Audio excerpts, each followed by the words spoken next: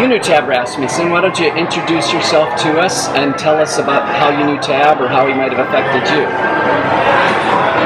I met Tab when I first went to Duke. I was a postdoc, and he was a graduate student at the time, and we were best friends.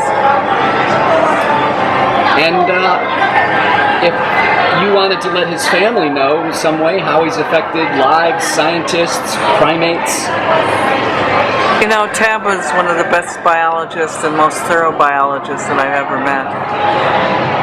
He thought about the ecology and behavior of things, which is what my specialty was, but he always went deeper than that. He looked at the past history of things. He looked at the physiology of things. His questions were deep and thorough. He was extraordinary, and he was fun too. Talk about the fun part. Anything funny you remember? Well, I remember, I'd come out of the rainforest. I'd been in the Amazon for a very long time, and before that I was in New York.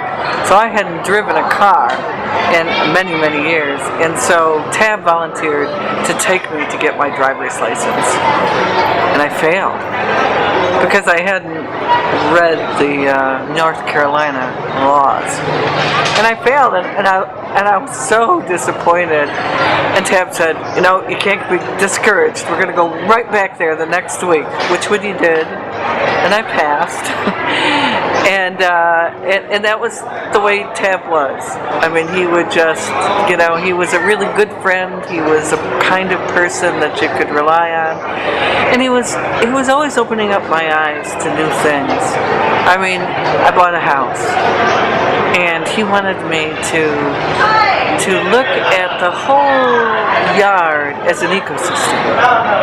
And he wouldn't let me, mow the lawn, because he said, if you take away that stick, you're taking away the home for a salamander or a lizard or something. No, you got to leave everything in its place. He's a real nature lover.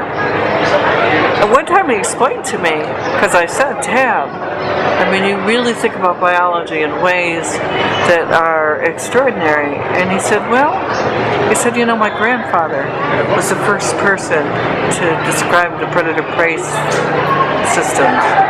And wolves and bighorn sheep or whatever it was. And he said, my father studies population genetics and rodents. And I realized that, studying biology was something that had been in his family for a long time.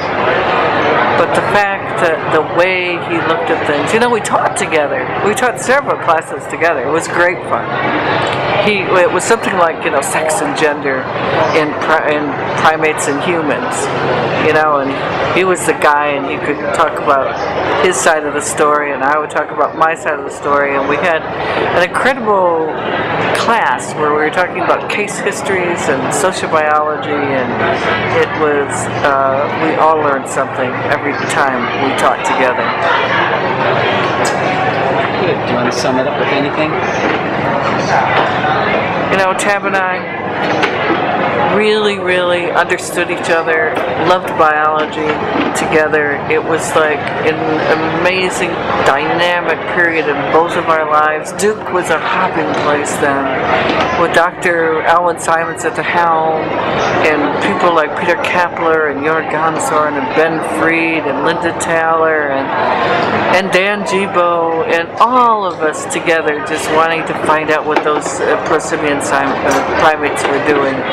We just, we're looking at lorises and tarsiers all night long, and it was just an amazingly fun time. And he formed a lot of my ideas about how to study biology. I'll always be grateful to Tab for that. It really changed my life. I'll miss him.